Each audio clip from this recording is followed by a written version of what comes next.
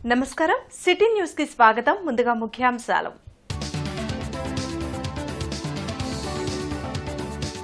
ప్రధాని మోడీ పర్యటనకు పకడ్బందీ ఏర్పాట్లు పరిశీలించిన మంత్రి నారాయణ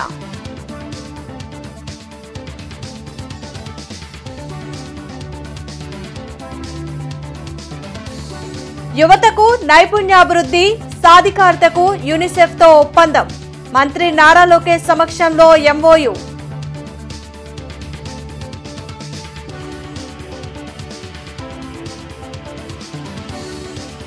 రేపటి నుండి 4 గ్రామీణ బ్యాంకులు ఒకే బ్యాంకు పరిధిలోకి ఆంధ్రప్రదేశ్ గ్రామీణ బ్యాంక్ గా పరిగణింపు మెరుగైన సేవల కోసమేనన్న బ్యాంకు ఉన్నతాధికారులు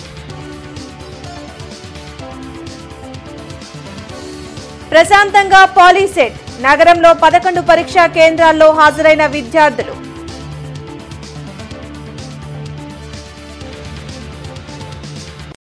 మే 2వ తేదీన ప్రధాని మోడీ రాజధాని అమరావతిలో పర్యటించనున్నారు.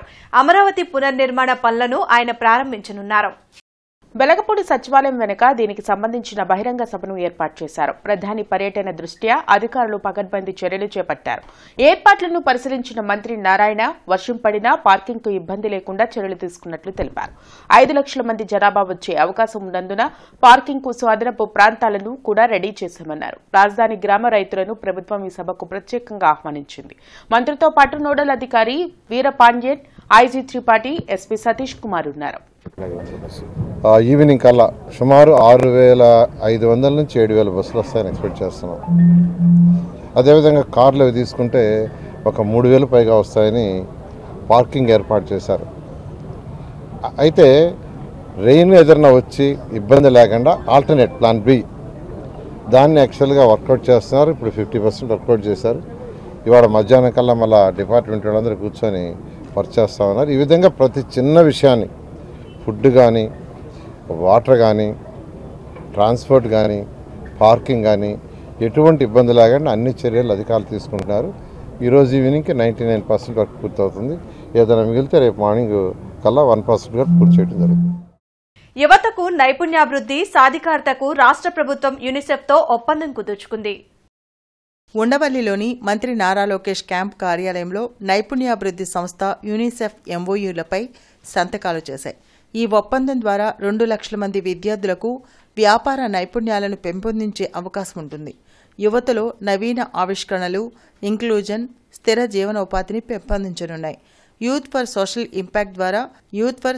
ఇంపాక్ట్ ద్వారా పాలిటెక్నిక్, డిగ్రీ, ఇంజనీరింగ్ అభ్యసించే యువతకు వివిధ అంశాల్లో శిక్షణ ఇవ్వనున్నారు.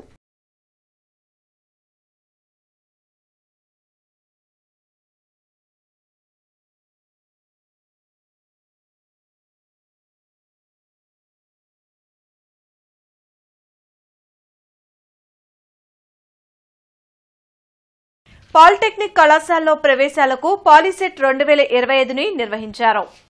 గుంటూరులో 11 పరీక్షా కేంద్రాలను ఏర్పాటు చేశారు. ఉదయం 11 గంటల నుంచి మధ్యాహ్నం 1 గంట వరకు ఎగ్జామ్ జరిగింది. అభ్యర్థులను క్షుణ్ణంగా చెక్ చేసిన తర్వాతే పరీక్షా కేంద్రంలోకి అధికారులు అనుమతించారు. గుంటూరు జిల్లాలో 4,030 మంది అభ్యర్థులు పాలీసెట్ 2025 ఎగ్జామ్ కు అప్లై చేశారు. ఏపీలోని 4 గ్రామీణ బ్యాంకుల్ని భారత ప్రభుత్వ ఆదేశానుసారం ఒకటిగా చేసి ఆంధ్రప్రదేశ్ గ్రామీణ బ్యాంకుగా ఏర్పాటు చేయడం జరిగిందని చైర్మన్ కె ప్రమోద్ కుమార్ రెడ్డి తెలిపారు. బ్రాడిపేటలోని రీజనల్ చైతన్య గోదావరి గ్రామీణ బ్యాంక్ కార్యాలయంలో జరిగిన మీడియా సమావేశంలో చైర్మన్ ప్రమోద్ కుమార్ రెడ్డి మాట్లాడారు. కేంద్ర ప్రభుత్వం ఇచ్చిన గెజెట్ నోటిఫికేషన్ ప్రకారం ఆంధ్ర ప్రగతి గ్రామీణ బ్యాంక్, ఆంధ్రప్రదేశ్ గ్రామీణ వికాస్ బ్యాంక్, సప్తగిరి గ్రామీణ బ్యాంక్, చైతన్య గోదావరి గ్రామీణ బ్యాంకులను ఆంధ్రప్రదేశ్ గ్రామీణ బ్యాంకుగా ఏర్పాటు చేయడం జరిగిందని వెల్లడించారు. దీని వలన దేశంలో 2వ అతిపెద్ద బ్యాంకుగా రూపాంతరం చెందుతుందని అన్నారు. ఖాతాదారులు ఎవరూ ఆందోళన పడాల్సిన అవసరం లేదని, ఎప్పటిలాగానే లావాదేవీలు జరుగుతాయని తెలిపారు. సుమారు 7,000 మంది ఉద్యోగులతో 1,351 బ్రాంచ్లతో ఆంధ్రప్రదేశ్ రాష్ట్రంలోని అన్ని జిల్లాలలో విస్తృత సేవలు అందిస్తాయని అన్నారు. ఈ కార్యక్రమంలో ఓఎస్డీలు శంకర్రావు, అరుణ్ కుమార్, జనరల్ మేనేజర్ 2 శ్రీనివాస్ పాల్గొన్నారు. సో మన అదృష్టం ఏంటంటే ఆంధ్రప్రదేశ్లో ఆపరేట్ చేస్తున్న ఈ ఏదైతే 4 ఆర్ఆర్బీస్ ఉన్నాయో, రీజనల్ రూరల్ బ్యాంక్స్ ఉన్నాయో, దేశంలో మొత్తం 43 ఆర్ఆర్బీస్లోకి వెళ్ళా కూడా మన రాష్ట్రంలో ఆపరేట్ చేస్తున్న 4 ఆర్ఆర్బీస్ అన్నిటికంటే strongest RRBs. So profitability wise చూసుకున్నా, నెట్వర్త్ చూసుకున్నా, బ్యాడ్ లోన్స్ చూసుకున్నా, టెక్నాలజీ పరంగా అభివృద్ధి చెందిన ఆర్ఆర్బీస్లో కంట్రీలోనే టాప్ 10 ఆర్ఆర్బీస్లో మన స్టేట్లో ఉన్న 4 ఆర్ఆర్బీస్ ఉంటాయి. ఏ ఆర్ఆర్బీ కూడా మన ఆర్ఆర్బీ వీక్ కాదు. సో ఇండివిజువల్గా చూసుకున్నట్టయితే కూడా ప్రతి ఆర్ఆర్బీ చాలా చాలా స్ట్రాంగ్ ఆర్ఆర్బీ. హయ్యెస్ట్ ప్రాఫిటబిలిటీ, కంట్రీలోనే హయ్యెస్ట్ ప్రాఫిటబిలిటీ ఉన్న ఆర్ఆర్బీస్ ఓన్లీ మన స్టేట్లోనే ఉన్నాయి. సో ఇండివిజువల్గా చాలా చాలా స్ట్రాంగ్గా ఉన్న ఈ ఆర్ఆర్బీస్ ఒకసారి అన్నీ కలిస్తే ఇంకా చాలా స్ట్రాంగ్గా రాబోయే బ్యాంక్ ఇంకా చాలా స్ట్రాంగ్గా ఏర్పడే అవకాశం ఉంది. సో ఇప్పుడు ప్రస్తుతానికైతే రైతులకి ఏదైతే వడ్డీ మనం ఇస్తూ ఉన్నామో ఇది కేంద్ర ప్రభుత్వ ఆదేశాల ప్రకారము ఫిక్స్డ్ రేట్ ఉంది. మనకు 7% వడ్డీకి వస్తుంది. దాంట్లో ప్రాంప్ట్గా కట్టుకున్న వాళ్ళకైతే పావుల వడ్డీ కూడా వస్తుంది. వడ్డీ రాయితీని కేంద్ర ప్రభుత్వమే కల్పిస్తూ ఉంది మనకు. సో వ్యవసాయ రుణాలకైతే అన్నిటి కూడా మన కేంద్ర ప్రభుత్వం కానీ రాష్ట్ర ప్రభుత్వం కానీ వాళ్ళు నిర్దేశించిన వడ్డీ రేట్ల ప్రకారమే ఇవ్వడం. కేంద్ర ప్రభుత్వం ఇచ్చిన గెజెట్ ఆధారంగా మే 1 నుంచి 4 గ్రామీణ బ్యాంకులు ఆంధ్రప్రదేశ్ గ్రామీణ బ్యాంకులుగా మార్పు చెందుతాయని రీజనల్ మేనేజర్ చిరుమామిళ్ల శ్రీనివాస్ తెలిపారు. బ్రాడిపేటలోని చైతన్య గోదావరి గ్రామీణ బ్యాంక్ రీజనల్ కార్యాలయంలో ఆర్ఎం చిరుమామిళ్ల శ్రీనివాస్ మీడియాతో మాట్లాడారు. 4 స్థానిక గ్రామీణ బ్యాంకులను ఆంధ్రప్రదేశ్ గ్రామీణ బ్యాంకుగా మార్చడం వలన ఖాతాదారులకు మరిన్ని సేవలు అందుబాటులోకి వస్తాయని అన్నారు. 1,25,000 కోట్లతో దేశంలోనే 2వ అతిపెద్ద బ్యాంక్ అవుతుందని వెల్లడించారు. ఖాతాదారులు ఎవరూ ఆందోళనలు పడాల్సిన అవసరం లేదని, ఎప్పటిలాగానే లావాదేవీలు జరుగుతాయని అన్నారు. ఈ కార్యక్రమంలో planning department chief manager D Ramabrahmam పాల్గొన్నారు. కస్టమర్లు ఎవరు ఏ విధమైన అసౌకర్యానికి గురి కాకుండా ప్రస్తుతం అంతా పాత పద్ధతిలోనే, అంటే వాళ్ళ అకౌంట్ నెంబర్లు కానివ్వండి, పాత అకౌంట్ నెంబర్ల ద్వారానే ట్రాన్సాక్షన్స్ జరుపుకోవచ్చు. అదేవిధంగా యూపీఐ ట్రాన్సాక్షన్స్ కానివ్వండి, వాళ్ళ ఏటీఎం కార్డ్స్ కానివ్వండి, ఏ విధమైన ఇబ్బంది లేకుండా కస్టమర్లకి ఈ ట్రాన్సాక్షన్స్ చేసుకోవచ్చు. అదేవిధంగా ఇప్పుడు మన ఏరియా ఆఫ్ ఆపరేషన్ అనేది ఆంధ్రప్రదేశ్ మొత్తం ఉంది కాబట్టి కస్టమర్లకి మరింత సౌకర్యవంతమైన సేవలు అందించడానికి మేము కట్టుబడి ఉన్నాము. ఈ ఆంధ్రప్రదేశ్ గ్రామీణ బ్యాంకు ఏర్పాటు వల్ల కస్టమర్లకి రకరకాల లోన్స్ డైవర్సిఫికేషన్లో కొన్ని కొత్తగా లోన్ సదుపాయాలు కానివ్వండి, విస్తృతమైన బ్యాంకింగ్ సదుపాయాలు వస్తాయి. అదేవిధంగా టెక్నాలజీ పరంగా కూడా చాలా అత్యున్నత ప్రమాణాలతోటి మేము రాబోతున్నాము. స్టేట్ వైడ్ ఒకటే సాఫ్ట్వేర్ తీసుకొచ్చి అరండల్పేట, బ్రాడీపేట షాప్ ఓనర్స్ మరియు షాప్ కీపర్స్ వెల్ఫేర్ అసోసియేషన్ ఆధ్వర్యంలో సమావేశం నిర్వహించారు. అరండల్పేటలో జరిగిన మీడియా సమావేశంలో Arundelpet, Brodipet shop owners association కార్యదర్శి గురుదత్ మాట్లాడారు. సీఎం చంద్రబాబు విజన్ 2047కు విరుద్ధంగా శంకర్ విలాస్ ఆర్ఓబీ డిజైన్ ఉందని ఆవేదన వ్యక్తం చేశారు. బ్రిడ్జి నిర్మాణానికి తాము విరుద్ధం కాదని స్పష్టం చేశారు. 98 కోట్లతోనే ఆర్ఓబీ నిర్మించాలని చూస్తే భావితరాలు ఇబ్బందులు పడాల్సి ఉంటుందని ఆందోళన వ్యక్తం చేశారు. ఈ నిర్మాణం ద్వారా ఎదురయ్యే సమస్యలను గుర్తించాలని కోరారు. ఈ కార్యక్రమంలో యుగంధర్, హరీష్, కార్తీక్, శ్రీనివాస్, మూర్తి తదితరులు పాల్గొన్నారు. కాబట్టి కేంద్ర మంత్రి గారు ఇది దృష్టిలో పెట్టుకుని వారికున్న అధికారాన్ని వినియోగించి మరికొంత సొమ్ము కేటాయించి పూర్తి ఫ్లైఓవర్ ఎలివేటెడ్ కారిడార్తో చేయాలి. అదేవిధంగా ముందర ఎలివేటెడ్ కారిడార్ కట్టే ముందర ఆర్యూబీ కనుక కడితే గుంటూరు ఈస్ట్ నుంచి వెస్ట్కి, వెస్ట్ నుంచి ఈస్ట్కి రాకపోకలకు ఇబ్బంది ఉండదు. అదే రకంగా మెడికల్ ఫెసిలిటీస్కి కానీ వీటన్నిటికీ ఈస్ట్లోనే మెడికల్ సదుపాయాలు ఉన్నాయి. ప్రజా అవసరాలు తీర్చడం కోసం కట్టబోయే ఫ్లైఓవర్ కింద ముఖ్యంగా రైల్వే పట్టాల కింద నుంచి ఆర్యూబీలు నిర్మించటం అనేది ముఖ్యమైన ఆవశ్యకత. ఆర్యూబీలు లేకుండా బ్రిడ్జిలే కడతారో, ఫ్లైఓవర్లే కడతారో అవి పూర్తిగా ఈ ప్రాంతాన్ని నాశనం చేస్తాయి. ఫ్లైఓవర్ పెద్దది కట్టినప్పుడు ఇక్కడ ఆర్యూబీలు కడితే స్థానిక అవసరాలకి కావాల్సినటువంటి ట్రాన్స్పోర్టేషన్ అంతా ఆర్యూబీ ద్వారా జరుగుతుంది. ముఖ్యంగా తూర్పు నియోజకవర్గంలోనేమో వైద్య సదుపాయాలు ఉన్నాయి, పశ్చిమ నియోజకవర్గంలోనేమో విద్యా సదుపాయాలు ఉన్నాయి. రైల్వే స్టేషన్ కూడా ఇప్పుడు విస్తరించడంలో 8వ నెంబర్ ప్లాట్ఫాము పశ్చిమ నియోజకవర్గంలోకి వస్తుంది. కాబట్టి రైల్వే ప్రయాణికులు కూడా తప్పకుండా అట్నుంచి ఇటు ఇట్నుంచి అటు వెళ్ళవలసిన అవసరం ఎంతైనా ఉంటుంది. ఇలా కట్టడం వల్ల గోల్డెన్ అవర్ ఫర్ అంబులెన్స్ ఉంటుందన్నమాట. ఏదైనా ఒక పేషెంట్ జనరల్ హాస్పిటల్కి కానీ సెయింట్ జోసెఫ్స్కి లేదా అటుపక్క కార్పొరేట్ హాస్పిటల్స్కి వెళ్ళాలి అంటే చాలా క్లియర్గా ఈజీగా పాస్ అనే వెళ్ళిపోగలరు. అలా కాకుండా కనుక ఇప్పుడు వీళ్ళు కట్టిన బ్రిడ్జి ప్రకారం కట్టేట్లయితే బ్రిడ్జి ఎక్కి దిగి అటు హిందూ కాలేజ్ దగ్గర ఇటు అంబేద్కర్ సెంటర్ దగ్గర యూటర్న్ తీసుకొని మొత్తం తిరిగి వచ్చేటప్పటికి పేషెంట్ ఉంటాడని కూడా మనకి నమ్మకం లేదండి. కాబట్టి ఇన్ని ప్రాబ్లమ్స్ ఉన్న ఈ విషయాల్ని గమనించి వాళ్ళు సమస్య ఏంటో అర్థం చేసుకొని దానికి పరిష్కారం ఏంటి, ఆల్టర్నేటివ్స్ ఏంటి అని ఆలోచించి దానికి తగ్గట్లుగా ఖచ్చితంగా ఆర్యూబీ ముందు కట్టి తర్వాత ఆర్ఓబి కట్టేట్లయితే ఏదన్నా ఆర్ఓబి అంటే అఫ్కోర్స్ వాళ్ళ లెక్కలో ఆర్ఓబి, నా లెక్కలో ఎలివేటెడ్ ఫ్లైఓవర్ అండి. ఎలివేటెడ్ ఫ్లైఓవర్ కట్టేటప్పుడు వాళ్ళు 2 సంవత్సరాలు చెప్పింది 4 సంవత్సరాలైనా కూడా ఇబ్బంది ఉండదండి. బర్లీ పొగాకు సంక్షోభంపై రైతు సంఘాల సమన్వయ సమితి సమావేశం గుంటూరులో జరిగింది. సిపిఎం కార్యాలయంలో నిర్వహించిన ఈ సమావేశంలో పొగాకు రైతులు నష్టపోకుండా తీసుకోవాల్సిన చర్యలపై చర్చించారు. పొగాకు రైతులు నష్టపోతూ ఉంటే ప్రభుత్వం ఏమీ పట్టనట్లు వ్యవహరించడం కరెక్ట్ కాదని ఆంధ్రప్రదేశ్ రైతు సంఘం ప్రధాన కార్యదర్శి కేవీవీ ప్రసాద్ అన్నారు. కంపెనీలు వర్ల పొగాకు కొనుగోలు చేయాలని ప్రభుత్వం ఇప్పటికే ఆదేశించిందని, ఈ ప్రక్రియ వెంటనే ప్రారంభించుకుంటే తమ పోరాటాన్ని ఉధృతం చేస్తామని హెచ్చరించారు. కార్యక్రమంలో కొల్లా రాజమోహన్, జమలయ్య తదితరులు పాల్గొన్నారు.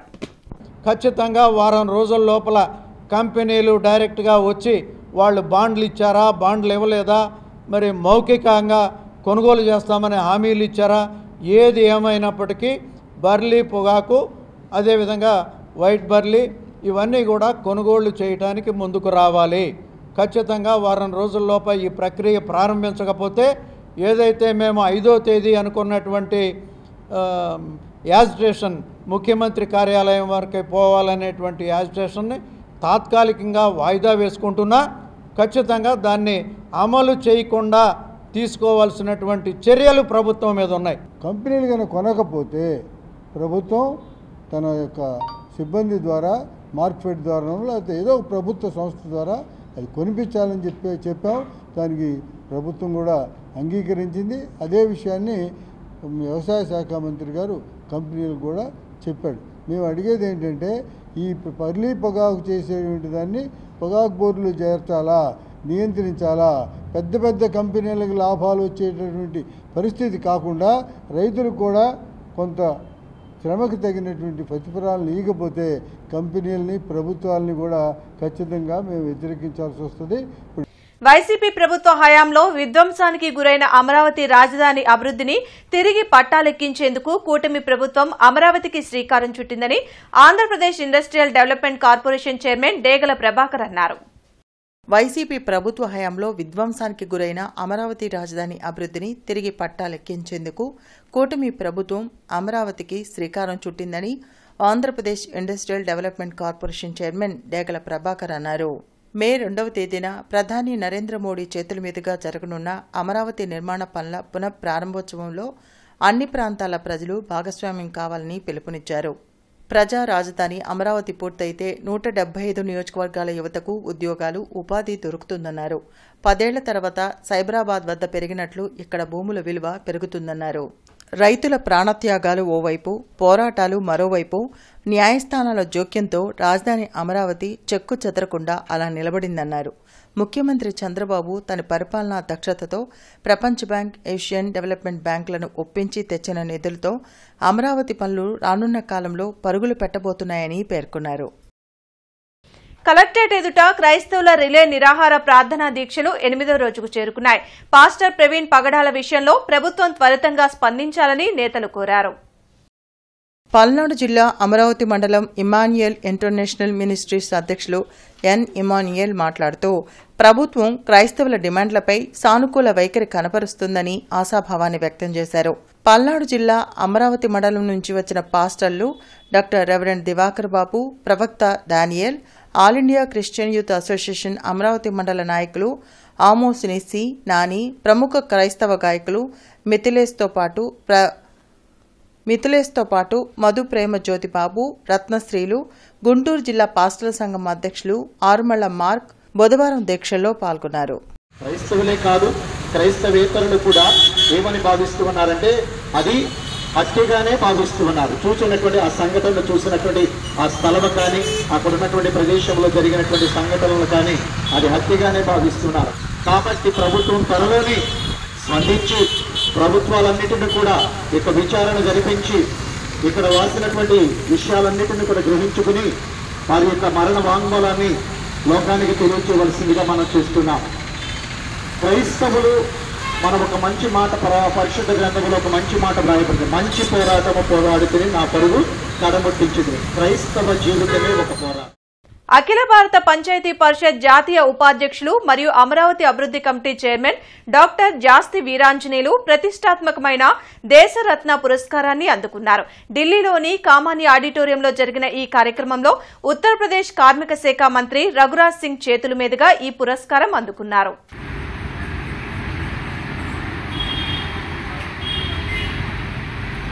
గ్రంథాలయ అధికారి వేముల విజయ్ కుమార్ ఆధ్వర్యంలో 3వ రోజు సమ్మర్ క్యాంప్ నిర్వహించారు. ఈ కార్యక్రమంలో రిటైర్డ్ ప్రధాన ఉపాధ్యాయులు A Gopalarao, resource person Patibandla Honey మరియు విద్యార్థులు పాల్గొన్నారు. పుస్తక ప్రదర్శన, విద్యార్థులచే కథలు చదివి వినిపించి వారిచే చెప్పించడం జరిగింది. మరియు గోపాలరావుచే Telugu class, resource person Patibandla హనీచే సైన్స్ క్లాసులు జరిగాయి. ఈ కార్యక్రమంలో 20 మంది విద్యార్థులు పాల్గొన్నారు. పెదకాక నందు శ్రీరంగం శ్రీనివాసరావు 115వ జయంతి కార్యక్రమం ఘనంగా నిర్వహించారు. అనంతరం శ్రీశ్రీ చిత్రపటానికి పూలమాలలు వేసి ఘన నివాళులర్పించారు. తల్లి తండ్రి మీద దయలేని పుత్రుడు, పుట్టనేమి వాడు గిట్టనేమి. తెలుగు మాతృభాష, తెలుగనే కాదు ఎవరి మాతృభాష వాళ్ళకి. హిందీ వాళ్ళకి మాతృభాష ఉన్నవాళ్ళు హిందీ, ఉర్దూ ఉండేవాళ్ళకి ఉర్దూ, తెలుగు ఉండేవాళ్ళు. మన మాతృభాష అన్ని విషయాలు చక్కగా అర్థం కావాలంటే, భావప్రకటన చేయాలంటే మనకు తెలుగు అవసరం. కాబట్టి మీరు ఇంగ్లీష్తో పాటు తెలుగు కూడా బాగా నేర్చుకోవాలి. మౌత్లో ఏమేమి ఉంటాయి? టీత్, టంగ్, సలైవరీ గ్లాండ్స్ అవన్నీ ఉంటాయి. దాని తర్వాత ఎపిగ్లాటిస్ ఉండిద్ది. ఎపిగ్లాటిస్ తర్వాత ఈసోఫేగస్ ఉండిద్ది. ఈసోఫేగస్ తర్వాత డియోడినం, తర్వాత stomach, large intestine, small intestine, ileum, colon and rectum. ఈ ఫ్లో చార్ట్ తీసుకోండి. శ్రీ సాయి మంజీరా కూచిపూడి ఆర్ట్స్ అకాడమీ 15వ international dance day celebrations Annamayya కళా వేదికలో గత వారం రోజులుగా జరుగుతున్నాయి. గార్డెన్స్ వెంకటేశ్వర స్వామి దేవాలయంలోని అన్నమయ్య కళావేదికలో జరుగుతున్న కూచిపూడి నృత్య ప్రదర్శనలను చైర్మన్ మస్తానయ్య జ్యోతి ప్రజ్వలన చేసి ప్రారంభించారు. బెంగళూరుకు చెందిన అభిజిత్ కుందు, కేరళకు చెందిన సింపుల్ రాజ్మోహన్లో నృత్య ప్రదర్శన చూపరులను విశేషంగా ఆకట్టుకున్నాయి. ఈ కార్యక్రమంలో పలు రాష్ట్రాల నుంచి వచ్చిన నృత్య కళాకారులు పాల్గొన్నారు.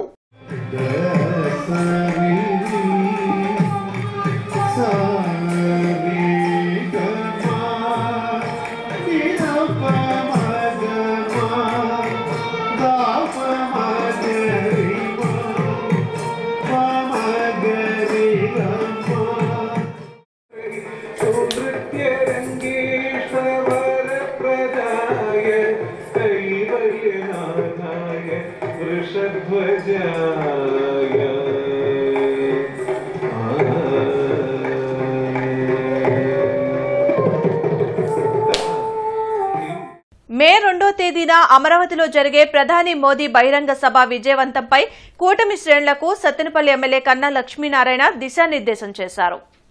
సత్తెనపల్లి పట్టణం రఘురాం నగర్ ఎమ్మెల్యే కన్నా లక్ష్మీనారాయణ కార్యాలయంలో మే 2వ తేదీన జరగబోయే ప్రధాని నరేంద్ర మోడీ పర్యటన గురించి విస్తృత స్థాయి సమావేశం జరిగింది. ఈ కార్యక్రమంలో ప్రోగ్రాం పరిశీలకులు కోటంరెడ్డి గిరిధర్ రెడ్డి, నియోజకవర్గ పరిశీలకులు తాతా జయప్రకాష్ నారాయణ పాల్గొన్నారు. ఈ సందర్భంగా కన్నా లక్ష్మీనారాయణ మాట్లాడుతూ కూటమి నాయకులు, శ్రేణులు ముఖ్యమంత్రి చంద్రబాబు నాయుడు ఆలోచనలకు అనుగుణంగా అమరావతి పునర్నిర్మాణ వేడుకను విజయవంతం చేయాలని కోరారు. రాజధాని నిర్మాణంతో రాష్ట్రానికి పరిశ్రమలు, పెట్టుబడులు వచ్చి భూముల ధరలు పెరిగి ప్రజల జీవన చిత్రమే మారిపోతుందని అన్నారు. ప్రధాని నరేంద్ర మోడీ బహిరంగ సభ విజయవంతానికి కూటమి పార్టీల నేతలంతా కలిసికట్టుగా కృషి చేయాలని కన్నా లక్ష్మీనారాయణ కోరారు. రాజధాని అమరావతి నిర్మాణానికి సరిపడా నిధుల్ని కేంద్రం విడుదల చేయాలని సిపిఐ జిల్లా కార్యదర్శి జంగాల అజయ్ కుమార్ డిమాండ్ చేశారు. అమరావతి రాజధానికి సరిపోను నిధులు కేటాయించండి. రాజధాని గతంలో మీరు చేసిన వాగ్దానం ప్రకారం ఢిల్లీని తలదన్నే రాజధాని కాకపోయినా ఒక మంచి రాజధాని నిర్మాణానికి అవసరమైన నిధుల్ని కేటాయించండి. విశాఖ రైల్వే జోన్కి తోడ్పడండి. అలాగే ఈ రాష్ట్రాన్ని సర్వతోముఖాభివృద్ధి చెందటానికి కావాల్సినటువంటి ఆర్థిక ప్రయోజనాల్ని చేకూర్చేటటువంటి. వార్తలు ముగించే ముందు ముఖ్యాంశాలు మరోసారి. ప్రధాని మోడీ పర్యటనకు పకడ్బందీ ఏర్పాట్లు పరిశీలించిన మంత్రి నారాయణ.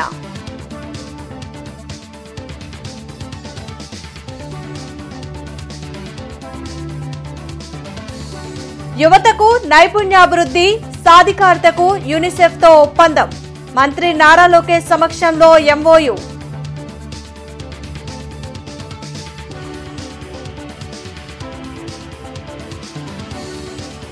రేపటి నుండి 4 గ్రామీణ బ్యాంకులు ఒకే బ్యాంకు పరిధిలోకి. ఆంధ్రప్రదేశ్ గ్రామీణ బ్యాంక్ గా పరిగణింపు. మెరుగైన సేవల కోసమేనన్న బ్యాంకు ఉన్నతాధికారులు. ప్రశాంతంగా పాలీసెట్. నగరంలో 11 పరీక్షా కేంద్రాల్లో హాజరైన విద్యార్థులు.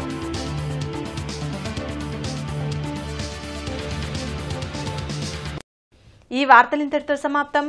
నమస్కారం.